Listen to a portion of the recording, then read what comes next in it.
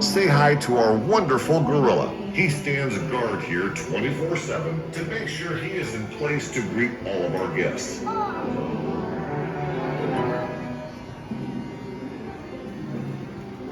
As you continue looking right, say hello to Dora the Explorer in the Soapbox Derby car.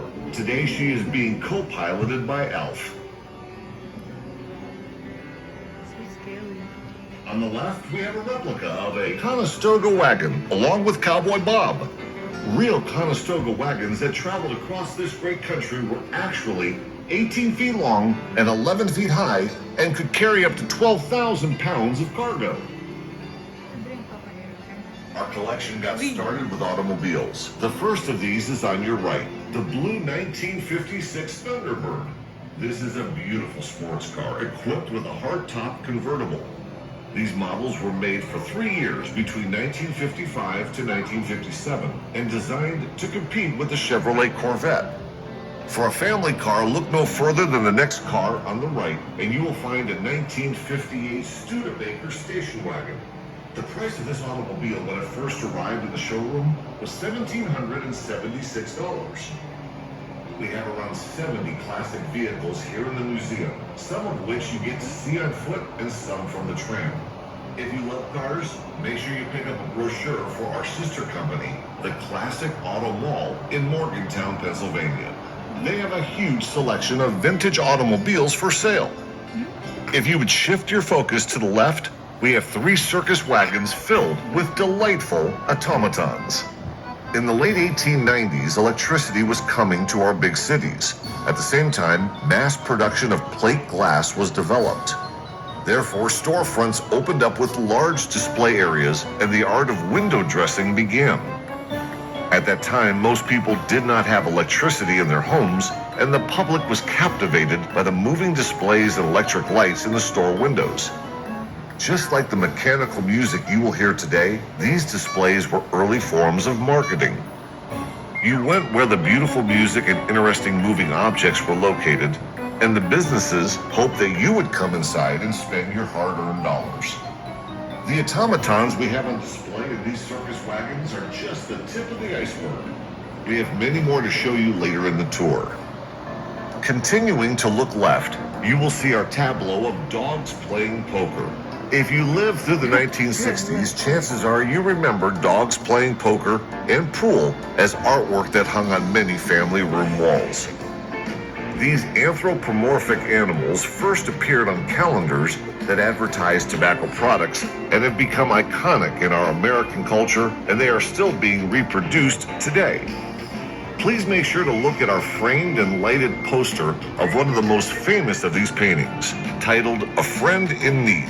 Properly titled, as you can see, the bulldog is slipping his buddy an ace under the table. Was he a good dog or a bad dog? Only you can decide.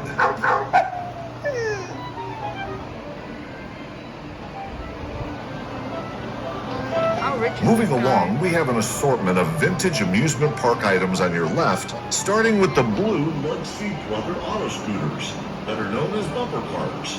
They are from the 1940s. Behind them are Dodge bumper cars that represent the 1950s. Following them, there is a 1930 roller coaster carriage made by the Philadelphia Toboggan Company. This carriage is wooden and was made at a time before there were safety regulations. No seatbelts or lap bars on this ride. You just held on and prayed when you went speeding down the hills of the roller coaster. Mom, look at the chicken.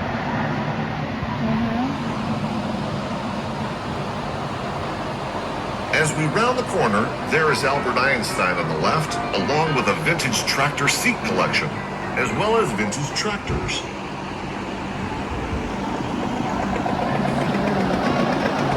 On the right, we have a Ford Mustang. You will notice that most of our automobiles are preserved, not restored. Our collector likes the story they tell in the condition in which he found them. Looking left, check out the typewriters located by the tractors. Why do we have typewriters? The answer is, we have a lot of visits from student groups. and many of them don't know what a typewriter is. In addition to typewriters, we also show young people a payphone and vinyl records. Mind blown.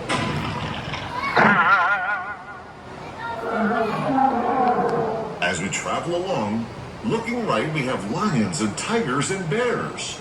Oh my! Oh my! Look right to see our favorite animal in this display, Calamity Jane. She has a gun in her holster, whiskey in her booth, and a custom-made cowgirl hat. Now that is what we call really good ranch dressing right there. Across from Calamity, you will see the Rupp motorcycle. The red cycle with 2 wheels in the back and 1 in the front.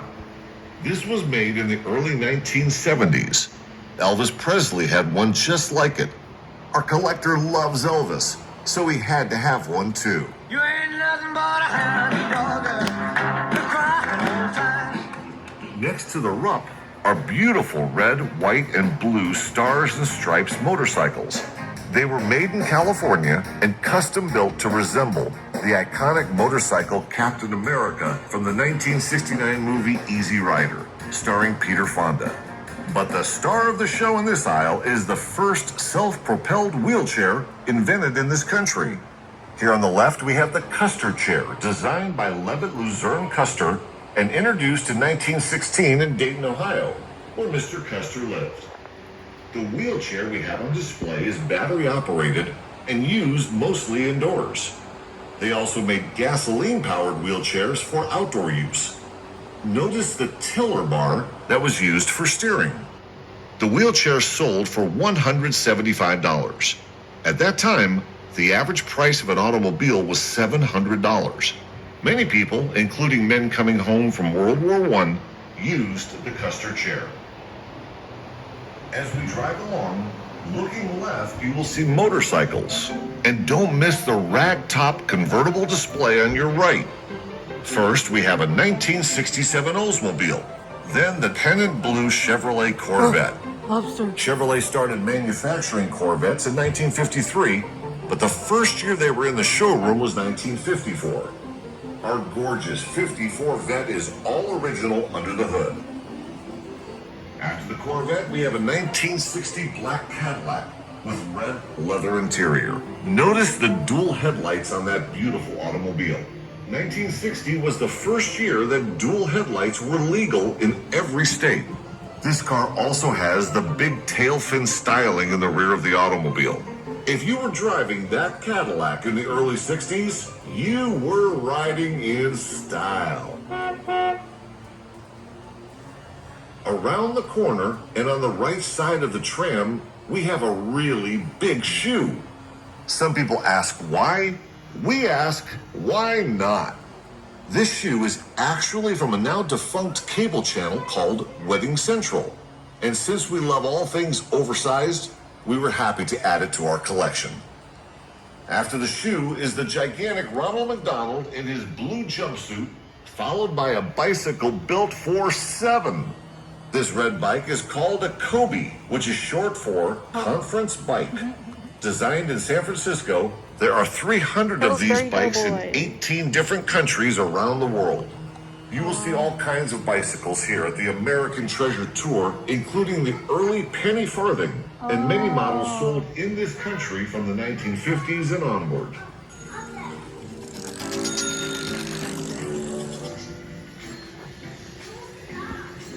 As we go down the corridor, please note that you are in a building that originated as a B.F. Goodrich tire factory.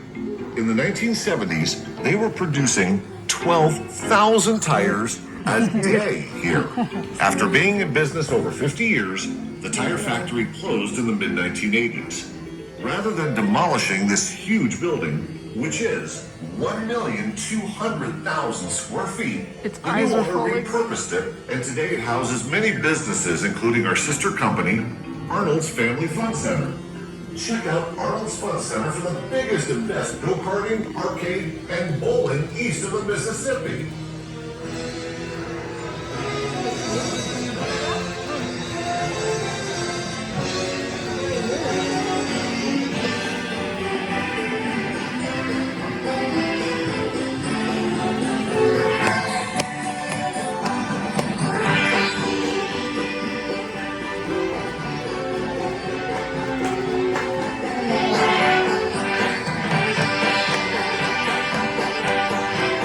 Oh my god, it's Sonic. I mean Tails. Wow.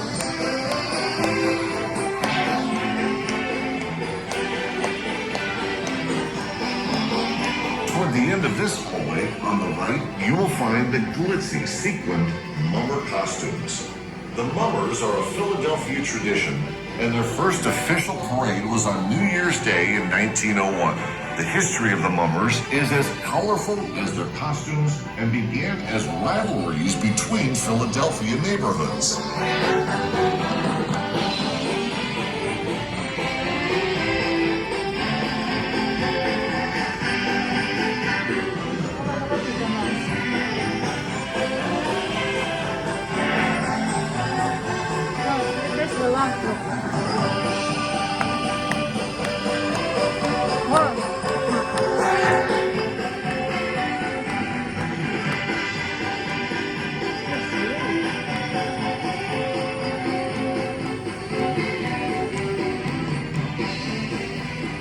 As we enter the next room in our journey, you will find that just like in our music room, we have miniatures here. On your right, the first display shows a miniature circus from the early days when the circus came to town on the train. The canvas tents were set up in a field, and the three-ring circus and sideshow became the town entertainment for a few special weeks.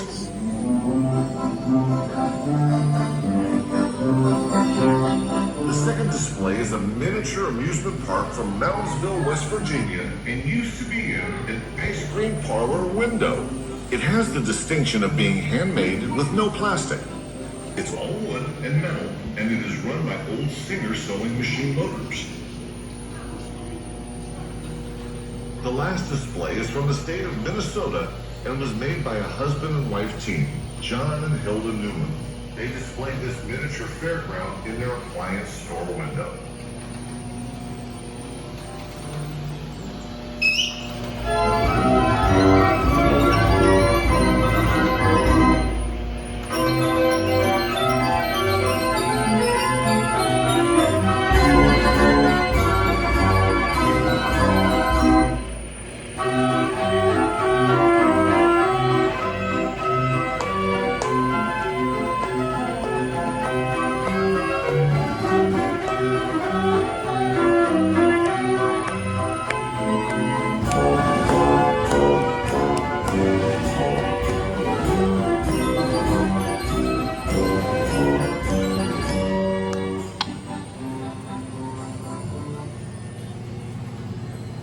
So cool, right? That machine we just heard was a Wurlitzer Model 153, and it is just the first of many band organs we are going to hear on our tour today.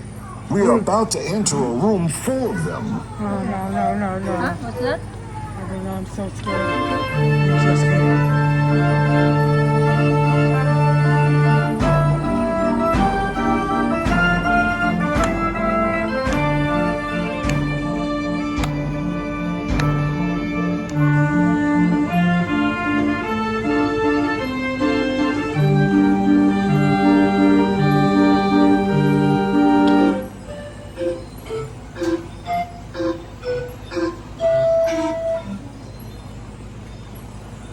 We are now in the band organ room. That machine we just heard was the second band organ in on your right. It's the nice blue color. It is an artisan band organ from North Tonawanda, New York. That's up by Niagara Falls. And you may be surprised to hear that its identical twin sister is just to the left of it. No, nothing. The machine that appears to That? be green. No, I'm having... They've repainted the blue one so you could see what No, it I'm looked just like new. overstimulated by how And the much green it's machine stuff shows you about 100 years of weather and wear. Unlike the Nickelodeons you can hear in our music room, band organs are typically outdoor machines. They live on fairgrounds and with carousels, that sort of thing, so they tend to take a beating over time battling the elements. In front of our band organs are many, many more of the storefront animations and displays that we saw just a few of in our circus wagons. We are absolutely surrounded by them in this room. But throughout each of them to your right is a giant coil. It is a giant slinky. It's actually the world's largest slinky. It's 100 feet long and 48 inches in diameter. Slinky was invented by a Penn State graduate named Richard James, and the first store to sell one was Gimbel's in Philadelphia. It is truly a Pennsylvania-based toy. Huh? Sword. So we will travel down the length of this Slinky. We will hear some more band organ music as we go The along. knives. Just up ahead on your left is an item you surely cannot miss. The Popsicle Stick Castle. This castle is so large that it made its way into the 2009 Guinness Book of World Records. It was constructed by just one man, Steve Gooman. He's from Connecticut, and he constructed this castle from 396,000 popsicle sticks, and it is held together by 4 gallons of Elmer's glue.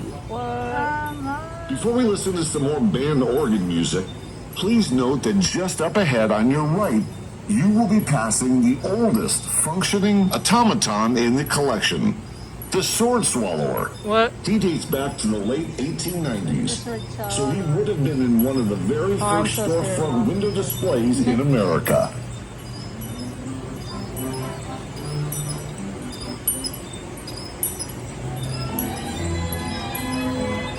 Are you scared? No. So cute. Look how cute. I like that.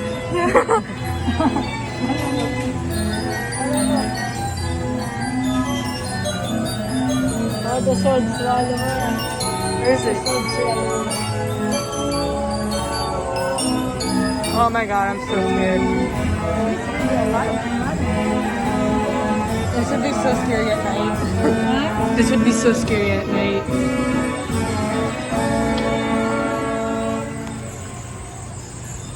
Maybe they should come here during night.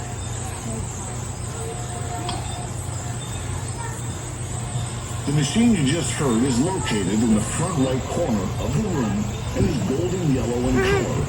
It is the Wurlitzer Model 165. It was the last band organ the Wurlitzer Company ever made. Funny little goat It man. was shipped to Griffith Park in Los Angeles, California in 1939. Where it accompanied the carousel for many years. There are only 11 of these machines left in the world, and we have 3 of them here at the American Treasure Tour Museum. So You'll hear cute. the other 2 play later in your tram ride. Ladies and gentlemen, on your left is the beginning of one of the most popular exhibits here at the American Treasure Tour Museum. Lit Brothers Department Store's enchanted Colonial Village Christmas display. You will see 9 of the original buildings that were originally on display at Lit Brothers 1960s and could be seen every Christmas season until You Lit have to Brothers show that closed to their Papa. doors in 1977. A local man named Thomas much Comerford to him. was the Lit Brothers house designer and worked with a German company to come up with this design in the style of a colonial village.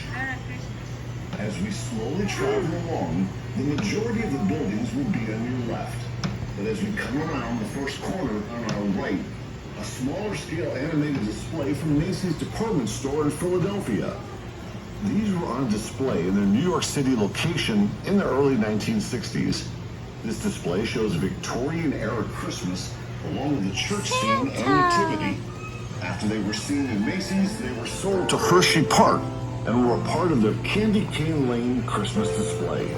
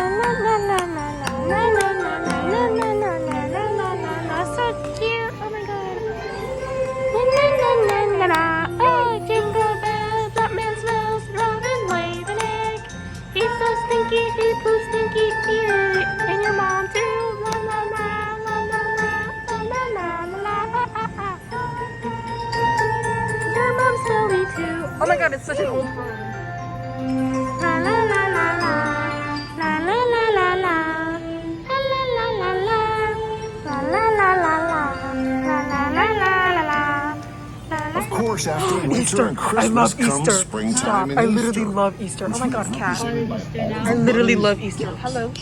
And even Easter eggs. Don't miss the giant peeps included in this display. Look at Tiny Peeps are Santa. made not too Look at far Tiny away in Santa. Bethlehem, Pennsylvania. What is that? Easter. It's literally Easter. Oh, no, look at this. I freaking love Easter. Just up ahead on your left, This is so you will scary, find but I one love of the Easter. most recognizable families in America. Playmobil. I freaking love Playmobil. Simpsons are the I'm actually longest kind of scared, but I love running Playmobil. Oh my god. I literally love my life right now. I can't do this right now. In the corner of this room, you will find the giant paper mache Snow White I don't even and the know. Seven Dwarfs. They were the prized possession of Irene Higgins and were donated in her memory by her daughters. They are one of a very few number of donated items No, in that's this scary. collection.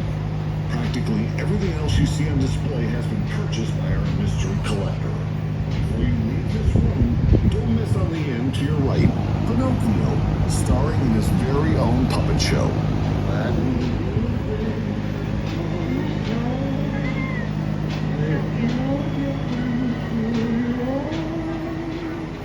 Oh my god. Hi. Hello. Hello. I freaking love this food. Also get that big. That big. For 5 cents. This one. Take a look to your right and see dozens of hand-painted sideshow banners. They are exact replicas painted by Lancaster County artist June Fay. They are exact replicas except for their size. When we commissioned her to paint them for the museum, we asked her to shrink them down. We wanted to fit many acts on each wall. Originally, they would have been so large they could have filled a whole wall on their own. They were early forms of marketing and were meant to attract people from a distance. Ms. Fay also painted cartoon characters and clowns. So sit back, relax, enjoy the artwork, the miniatures on your left, and some more music.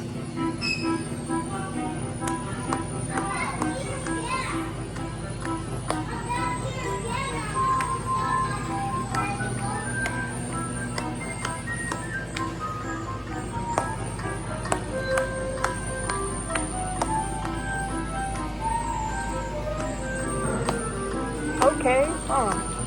Okay. Yeah. Alright. Okay. Hey. Okay.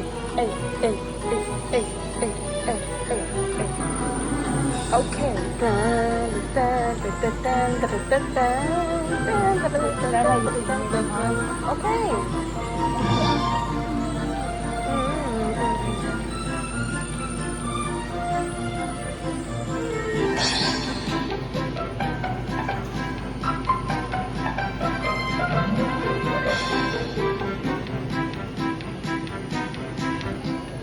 More clowns.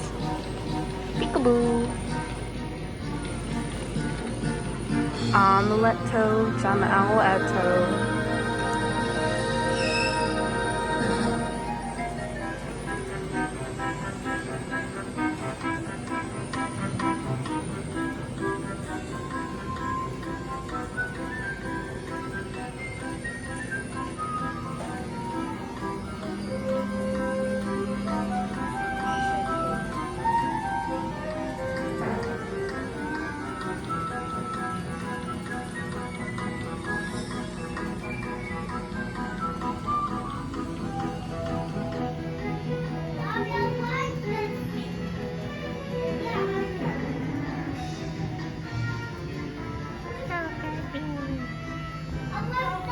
Everywhere you go in the toy box, you will find airplanes hanging over your head.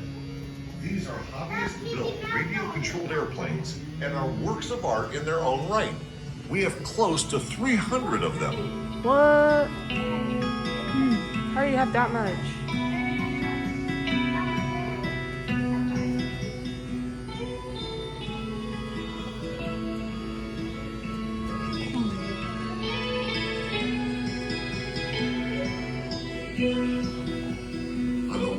tram, there are Halloween masks. These were made by the Collegeville Costume Company that was in business for 50 years until 1994. When the costume company went out of business, our collector bought out their entire stock of costumes and masks. Collegeville is one exit west of us on Route 422. 420. Okay, sorry. You will also find 4 of the 3 Stooges hanging out on the wall. 10 different actors have portrayed a Stooge over the years. We like the Stooges so much, we named our trams after them. I saw.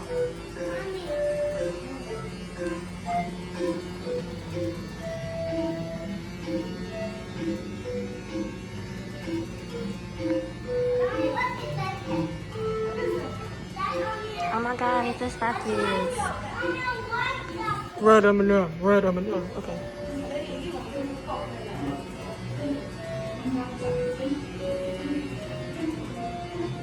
I should do something like this. I'm gonna like, should I do this when I grow up and have my collection out?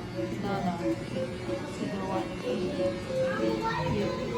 You are going to take off your collection. You are not going to see other options. But it's so cool. You can donate your collection so that other people can take care of that. Because the problem with people with As we large travel into collections, the next area, you will find trucks on your left that were made about 100 years ago. The first old truck is a GMC, followed by a rare Pierce Arrow truck that is dark green. The brighter green truck is the Mack. After the Mack is the Nash Quad, and in between the Nash Quad and the Mack is the unlikely trio of Teddy Kennedy, Britney Spears, and Donald Trump. Britney What? We had Spears? no idea what these 3 had in common until we found out they were each on separate Mardi Gras floats in New Orleans. The Nash Quad deserves a second look. It is a World War I era truck. It has a wooden body. 40,000 of them were made and most were shipped overseas. This truck is the 35th documented Nash Quad known to exist. Nash was the company that manufactured it and is called a quad because it had 4-wheel drive, 4-wheel steering, 4-wheel brakes, and 4-speed transmission.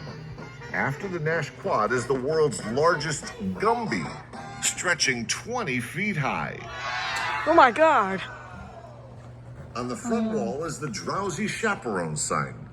This is a sign that hung on Broadway in New York City.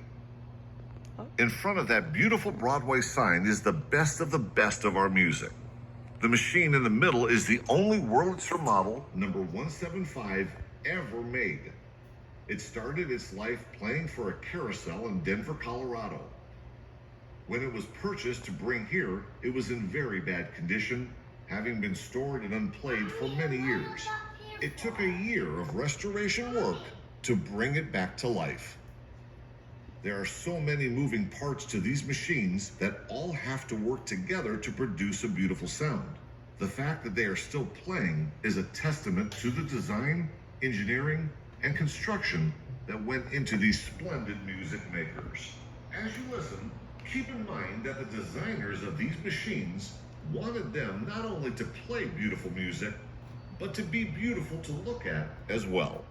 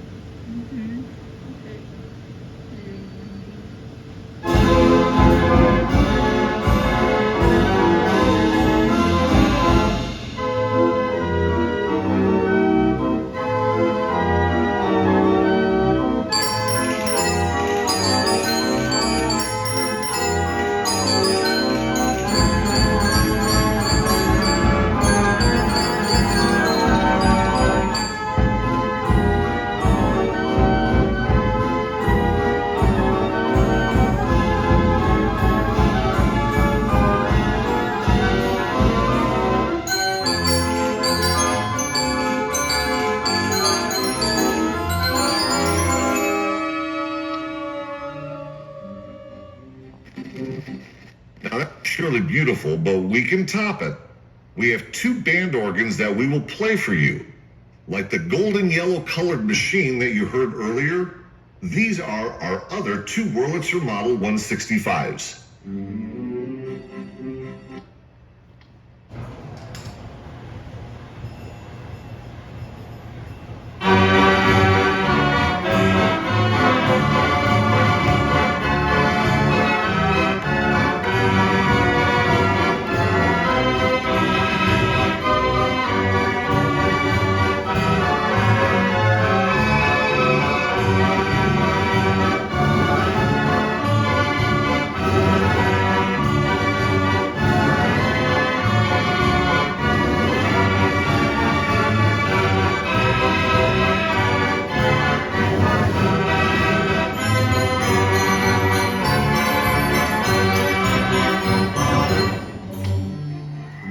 That was adorable.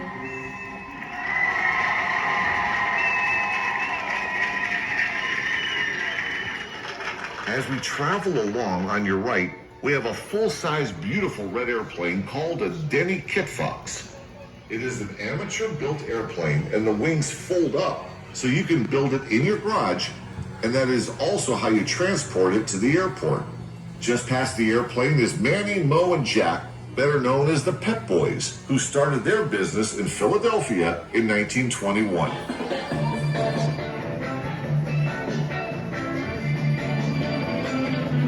After the Pep Boys, check out the beautiful Dodge 440 Coronet Wow. from 1968.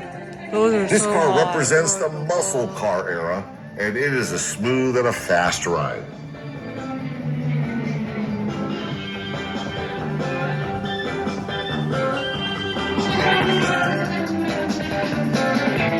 The next classic automobile is a 1956 Robbins Egg Blue Cadillac Sedan DeVille.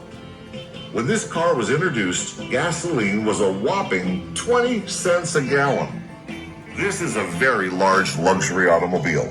We also have a 1924 Cadillac on display. That is in the walking portion of your visit today. Make sure you go and find it when your tram ride ends. Beyond the Cadillac are 1950s delivery and pickup trucks with a Dodge Power Wagon and a red Ford pickup on this end of the road. Beside the Statue of Liberty, you will find what was the loneliest guy in town, the Maytag repairman. Jesse White is pictured here, and he was the first of 5 men to play this part in Maytag's commercials. He is not so lonely anymore, as we purchased a Maytag wringer washer for him to work on.